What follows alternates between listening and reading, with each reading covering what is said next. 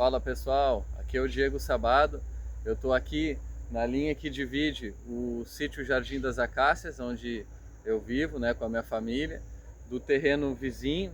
Então a gente vê bem esse contraste, né? De um lado está a nossa agrofloresta e do outro lado está essa faixa aqui com capim, com pasto. E é muito parecido, né? Esse lado aqui do capim é muito parecido com aquilo que nós encontramos quando a gente chegou aqui. Então o nosso sítio todo ele era assim, né? Mesmo com essa condição aqui, ela já está melhor do que era quando a gente chegou, porque a gente vem fazendo roçadas aqui para fazer um controle de algumas espécies exóticas que acabam avançando aqui para dentro do nosso sistema agroflorestal, né? Especialmente o pinus e a acácia, que a gente vem fazendo um controle também.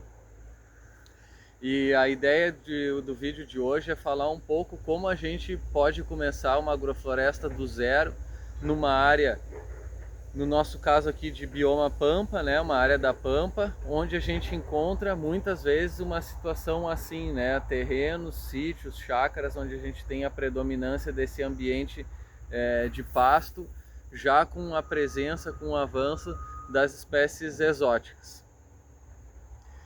Uma coisa importante sempre da gente mencionar a respeito disso é que essa aqui era uma área já com uma intervenção antrópica antiga. Então a gente já tinha aqui uma série de intervenções, de corte de lenha, de retirada de areia, terra para aterro. Então já havia uma intervenção aqui nessa área, não era uma área de campo nativo, né? Já tinha também uma criação de animais, tanto de gado de leite quanto também de cavalo, de alguns vizinhos que colocavam, né, os seus animais aqui para pastar. E então já havia uma modificação nesse ambiente quando a gente encontrou e chegamos aqui. Já estava começando a dispersão dos pinos e também da acácia. Falando sobre o começo de um sistema agroflorestal, quando a gente encontra um ambiente assim, né, a forma como nós vamos trabalhar e algumas estratégias que a gente usou aqui. Então uma coisa importante da gente compreender desse ambiente é que o pasto, a gramínea, ela é o único recurso que nós temos aqui e por isso ele é o recurso mais importante que nós temos. Então a nossa ideia sempre foi utilizar da melhor maneira possível desse recurso que a gente já encontrava aqui. Então a estratégia era a gente fazer uma cobertura de solo, usar a própria material do corte desse capim como material de cobertura de solo, para trazer a matéria orgânica para o solo e melhorar a qualidade desse solo. Então nós fizemos análises, né, de solo aqui e o teor de matéria orgânica era de 1% no solo, então era muito baixa a quantidade de matéria orgânica. Solo mesmo praticamente a gente não tinha, nós estamos bem próximo da praia, né? A gente está em cima de uma área de um solo bem arenoso, né? Quase que inexistente um horizonte O, né? Um horizonte com material orgânico, um solo mais vivo, não foi o que a gente encontrou aqui. Era um solo extremamente compactado, arenoso, com baixa matéria orgânica, bastante ácido, né? Então, uma estratégia importante para nós foi concentrar os cultivos em linhas e fazer essas linhas ao longo do tempo com um espaçamento mais largo, de maneira com que, né, um maior espaçamento entre linhas, de maneira com que a gente pudesse deixar ainda faixas com o capim rebrotando e assim a gente pudesse ter sempre uma renovação desse capim e com isso a possibilidade de fazer um novo corte nele e utilizar essa palha do capim, do pasto cortado, para fazer a cobertura de solo das linhas que a gente estava implantando, tanto com as hortaliças quanto com as árvores, ou seja, na mesma linha a gente fazer um consórcio sucessional. Então quando a gente implanta, né, implantou aqui os nossos primeiros canteiros, a gente plantava as hortaliças e as árvores tanto as árvores para produção de matéria orgânica, as árvores frutíferas, quando eram linhas de frutíferas, ou mesmo linhas para quebra-vento, que foram linhas que nós fomos estabelecendo primeiro em cada área, junto com as hortaliças. Dessa maneira a gente conseguia aproveitar o espaço, aproveitar a adubação, aproveitar o próprio material do capim na cobertura de solo e ter, claro, uma colheita para o nosso consumo e, ao longo do tempo, um pouco também de excedente, que a gente começou a fazer então a comercialização dos nossos produtos com essas hortaliças que foram sendo produzidas nessas linhas. Uma coisa importante da gente entender é que quando a gente vai implementar uma linha agroflorestal, essa linha ela vai necessitar, ou esse canteiro, né, essa linha no sentido de canteiro, um canteiro linear, né, ela vai necessitar de uma reposição de cobertura de solo, uma reposição de matéria orgânica periódica. Então, dependendo do clima, é a velocidade com que essa matéria orgânica se decompõe. Mas assim, a cada 6 meses, no máximo a cada 6 meses, extrapolando a cada 1 ano, aquela matéria orgânica que a gente coloca na cobertura, ela vai desaparecer, ela vai na realidade se decompor, se integrar ao sistema, vai reciclar os nutrientes, mas ela vai, da nossa vista ali, ela vai sumir e vai deixar de fazer aquele trabalho que é o objetivo desse material quando nós plantamos um canteiro, que é cobrir, proteger do sol, proteger da chuva, né? Evitar a erosão, a lixiviação, manter a umidade. Então todos os benefícios que a cobertura com matéria orgânica traz para o canteiro. Então com 6 meses, com 1 ano, esse material vai estar totalmente decomposto e o canteiro vai ficar novamente exposto, o solo vai ficar novamente exposto. Então é fundamental para o desenvolvimento da agrofloresta e para o desenvolvimento, né, das espécies que a gente tem interesse ali naquele canteiro, as nossas árvores frutíferas, né, que a matéria orgânica seja recolocada, que haja sempre uma colocação periódica dessa matéria orgânica. Porém, as próprias árvores que a gente planta naquela linha, depois de 6 meses ou de 1 ano, ainda não possibilitam uma quantidade de matéria orgânica que vá fazer uma boa cobertura daquele canteiro. Então é algo que a gente percebe que nos 2 primeiros anos a gente ainda demanda de um material de cobertura que vem de fora daquele canteiro, que vem de fora daquela linha, então que está sendo produzido ou próximo, ao lado, próximo, ou então que a gente tem que trazer de outro lugar para cobrir esse canteiro. Quando a gente não faz essa colocação, o solo vai voltar a se degradar, então vai voltar a se compactar, porque vai estar exposto, vai voltar a ter um ambiente que não é adequado para o desenvolvimento da microvida, porque vai aumentar a temperatura ao estar exposto ao sol, né? Vai começar a lixiviar os nutrientes que a gente colocou na nossa adubação inicial, enfim, vai tudo começar a se degradar e não vai ter a capacidade de se regenerar, que é o objetivo do nosso sistema agroflorestal. Então, recolocar o material orgânico é fundamental para o desenvolvimento da agrofloresta. E por isso a gente planejar e pensar de maneira adequada a quantidade de material que a gente necessita para recolocar e como que a gente vai fazer essa produção, ela é fundamental. A gente costuma dizer que aqui na nossa região a gente vai precisar de em torno de 50 toneladas de material orgânico por ano por hectare. Então é uma quantidade bastante grande.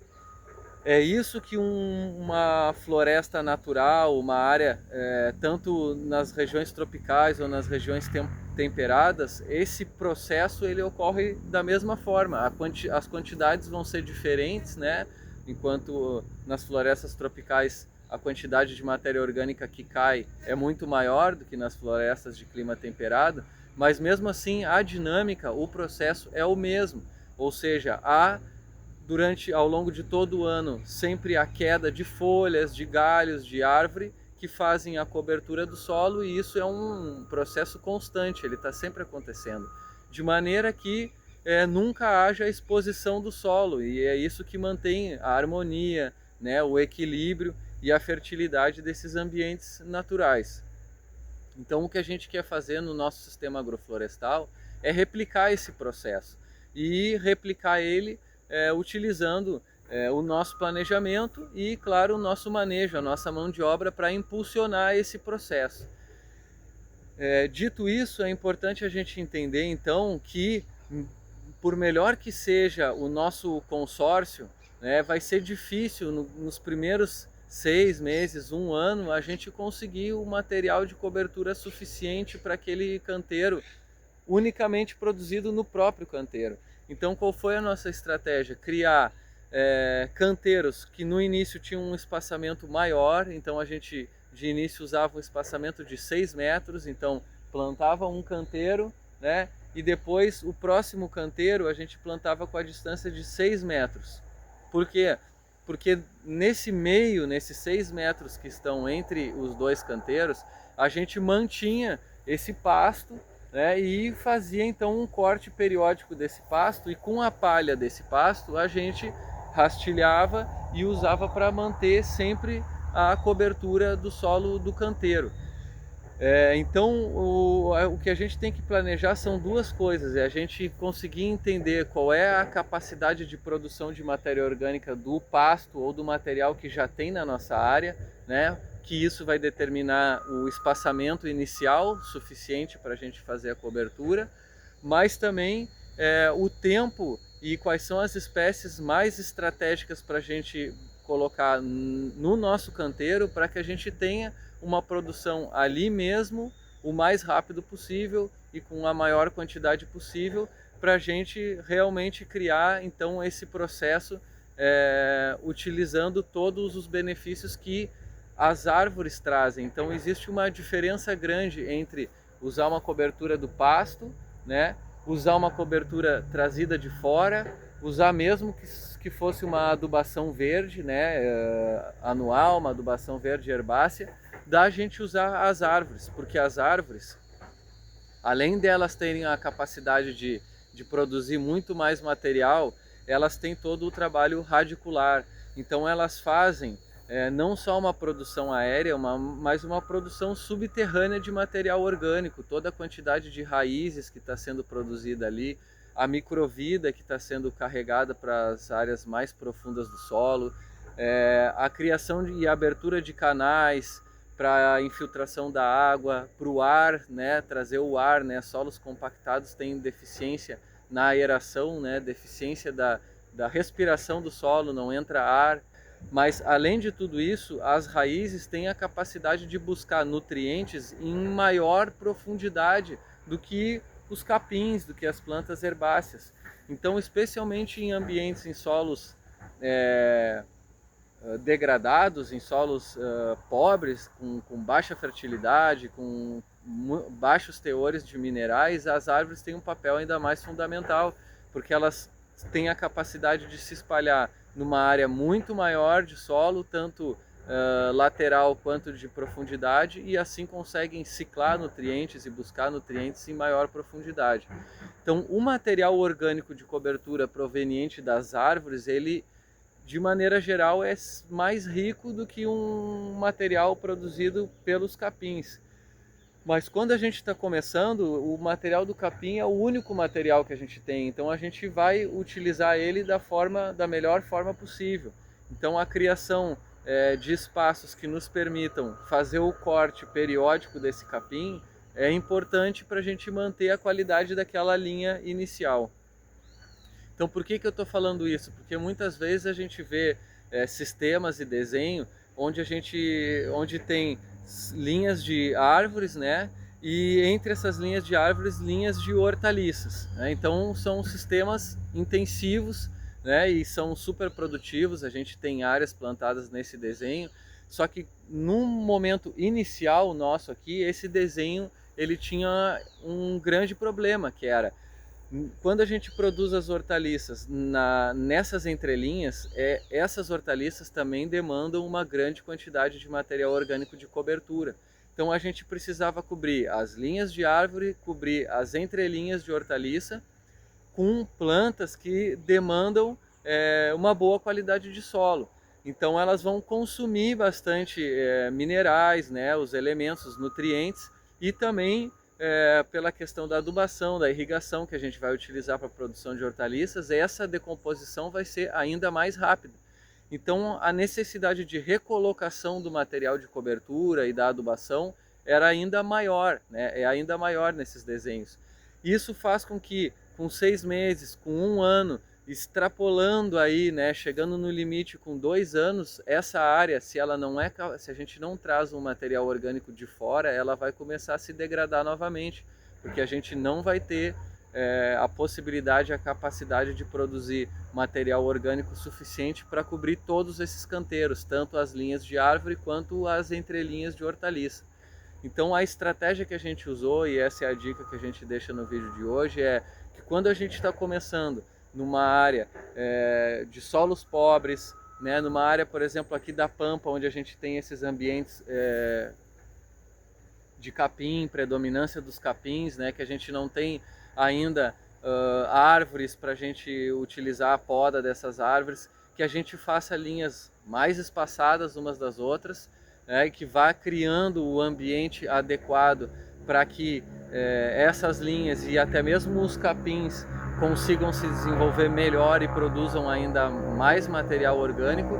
E quando a gente chegar no ponto, já como a gente vê aqui da nossa agrofloresta, que as linhas já têm uma grande quantidade, né, de árvores, né, um plantio bem adensado que nos permite várias podas anuais e uma produção grande de material orgânico, aí a gente pode começar já a implantar linhas centrais que vão se beneficiar então de todas essas podas, de todo esse material orgânico que a gente vai estar podando, triturando, né, utilizando com o mesmo objetivo de uma adubação verde, né? Então nesse caso aqui, por exemplo, os eucaliptos, né, o salso-chorão, a aroeira, o capim-elefante, eles são como uma adubação verde, são plantas que estão aqui com o objetivo de melhorar as condições, as características desse solo e proporcionar então, com a melhoria do solo, a melhoria também da qualidade da produção das frutas aqui e outras plantas que a gente tem aqui cultivado.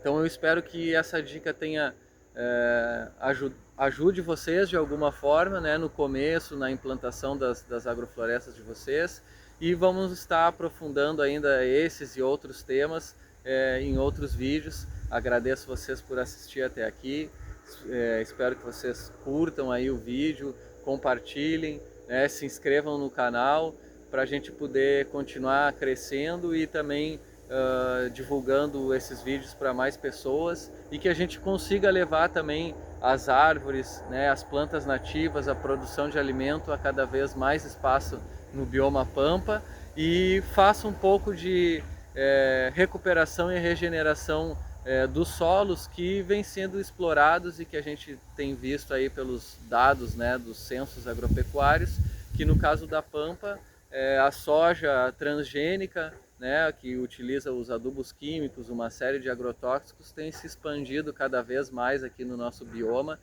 e isso leva à perda da biodiversidade, à perda da qualidade do solo e também a contaminação e a redução das nossas águas, né? Então a gente espera que a agrofloresta possa se expandir cada vez mais no nosso bioma como uma alternativa, como uma estratégia para a gente recuperar os solos, cuidar da nossa água, né? E tornar o nosso bioma, a nossa região, a Pampa, cada vez mais produtora de alimentos para a nossa população e para nós mesmos. Muito obrigado e até o próximo vídeo.